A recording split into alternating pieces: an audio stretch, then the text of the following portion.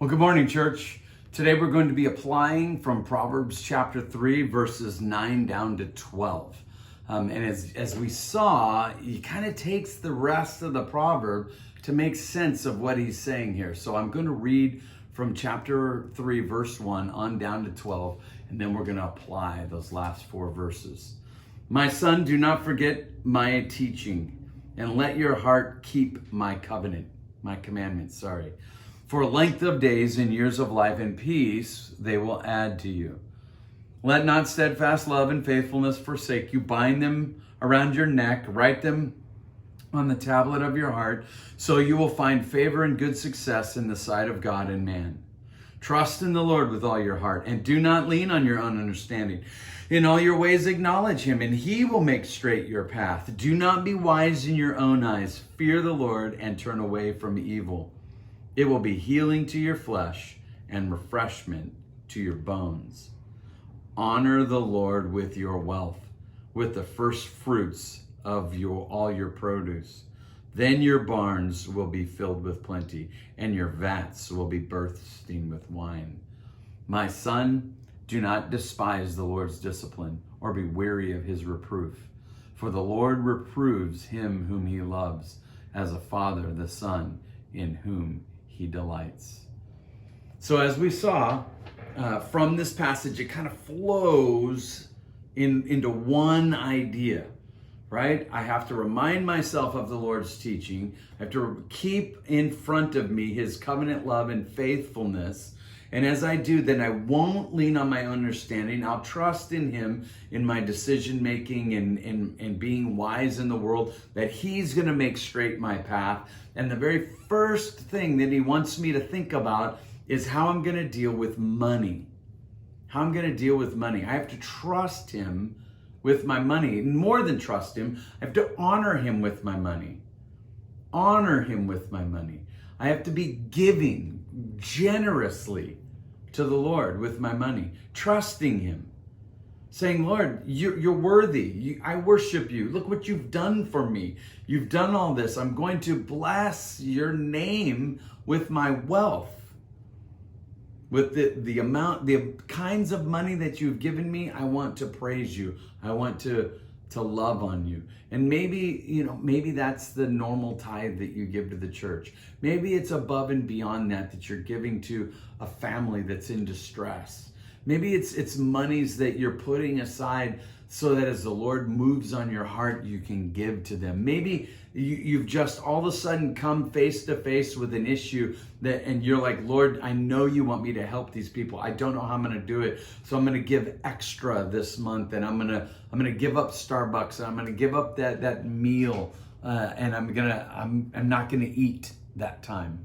And so I'm going to honor you with my wealth. And as you do that, he says, then your barns will be filled with plenty and your vats will be bursting with wine. You'll find you have more than enough. You'll find that you are satisfied. You'll find that skipping that meal was no big deal. And I've often found that when you are generous in that way, the Lord replaces it and moreover, constantly giving you more than you need. Because if you have more than you need and you have it stored up, then as he moves on your heart and you're giving it, he wants to give you more so that you will honor him with it again. It's counterintuitive, I know. The more you give, the more he gives. That is the one thing that he says, challenge me, test me on this. Cast your bread upon the water. Don't see if it comes back fourfold. Test me in this. So don't lean on your understanding. Honor the Lord with your wealth and give to him. And he will be giving you back in return. And then the second thing he deals with is this trials and tribulations, this discipline and reproof of the Lord, how he's trying to teach you and train you, stop you from going the ways you want to go and bring you back into going the ways he wants you to go. Discipline is really this child training. It is, this is the right way, son. You need to walk that way. And when your son says no, you discipline, you take away things. You make his life hurt so that he will want to go the way that the Father is saying to go. And so you won't despise the Lord's discipline. Don't. He says, don't despise it. He gives you the command. Why? Because it's easy to despise trials. It's easy to despise those things that I don't like that the Lord brought into my life. He may be leading me, he may be guiding me, but I don't like this thing. If you focus on not liking the discipline of the Lord, you'll miss the path that he's leading you to. And you'll miss how that is showing that he loves you and he delights in you. And so don't despise the Lord's discipline, his guiding, leading, discipline, hurting hand at times. Don't despise it. Don't be angry about it. And don't grow weary of it and tired of it and say, Lord, it's enough. I want out. I want out. Don't go there. Allow the discipline, allow the trials, as we've noticed in James. We consider it joy because it shows off our faith as genuine when we're not wise in our own eyes, but we seek the wisdom that comes from the Lord, and we stand steadfast under trial. It proves our faith. In the same way, the Lord is disciplining you. Don't grow tired and don't despise it. Understand, he's loving me. He's delighting in me. He's treating me as a dear child. He disciplines those he loves. He delights in me. And it's what? He's delighting in me. He's disciplining me. He's teaching me the right way to go. I find delight in trials. Delight. Count it all joy, my brothers, when you see trials of various kinds. How do I do that? He's loving me and guiding me and teaching me and showing me. He's treating me as his child, the one he loves. And so I begin to delight in the trial, delight in the discipline.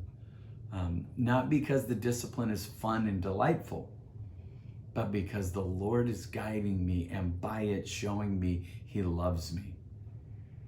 And so I can delight in my relationship with the Lord in the midst of the trial, in the midst of the discipline, in the midst of the lack of physical or even emotional satisfaction. I'm delighting myself in the Lord, his covenant love, his faithfulness, his commandments that are showing me what's right and wrong. I'm not leaning on my own understanding, but I'm acknowledging him in all my ways. I'm trusting him with my wealth, and I'm trusting him when life is difficult. And if you do that, you'll be doing what Solomon is teaching in Proverbs chapter 3, the first 12 verses. Now, tomorrow or Monday, as we start looking at this, we're blessed is the one who finds wisdom. Blessed is the one who starts operating in life this way. And we'll start looking at that next week. But for today, have a good day, church.